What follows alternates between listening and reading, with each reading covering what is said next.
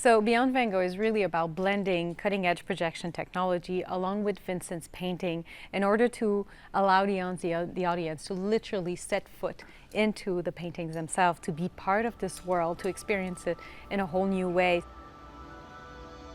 It is very different from a museum experience. It doesn't seek to replace it. There's nothing like the magic of an original Van Gogh, but there's something so phenomenal about just being able to step into one.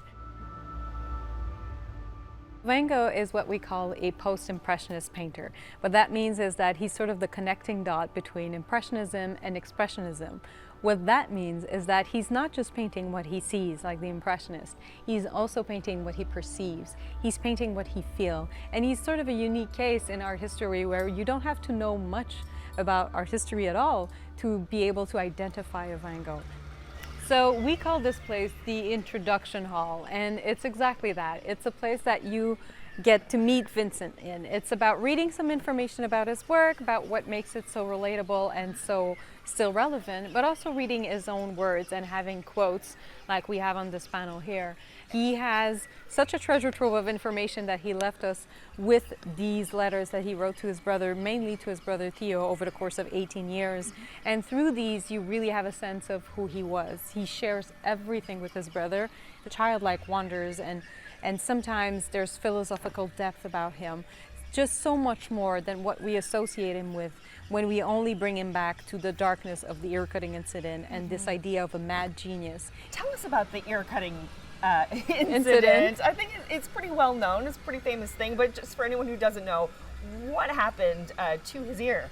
So the only testimony, the only witness we have to this incident is another painter called Paul Gauguin, because Vincent himself doesn't have any recollection of that moment. He blacked out almost entirely. And how trustworthy of a witness is Paul Gauguin, we're not quite sure. But according to him, they were living together in the south of France because they were trying to put together a community of like-minded artists. And at the beginning, they were getting along fine, but both of them had pretty strong-tempered.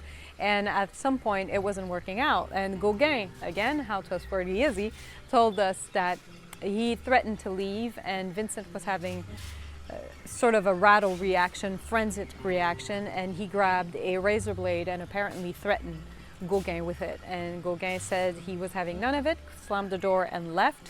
And according to him, Vincent was left alone, and then we can only speculate that out of guilt, out of anger, out of shame, out of multiple things, he turned the blade against himself and cut parts of his ear. Eventually, he packed up everything, closed the house in Arles, and moved to the Saint-Rémy-de-Provence and walked himself to the Saint Paul Asylum, where he stayed and where eventually he'll paint Starry Night. Walking in here at a perfect time, Starry Night, coming up here on the screens. Can you tell us why this is such an iconic piece of work? I think people can relate to the thing that he painted that we cannot see, but we all know is there. The power is in nature. It's something that he felt very strongly about, that nature is sublime. And you know what I like about this scene particularly is that when it starts, it's almost abstract, because you only have these particles, you only have these swirls, and yet instantly everybody knows what painting is coming. Yes. Before we see anything about the village, about the tree, what we remember of this painting is its energy, it's the flow, it's the movement. There's something that is so powerful about it. And there's a reason why it's on coffee mugs and notebooks and pillows and stuff like that. We want to live with this image. It's part of our lives for a reason. It's something we all gravitate toward, that kind of power.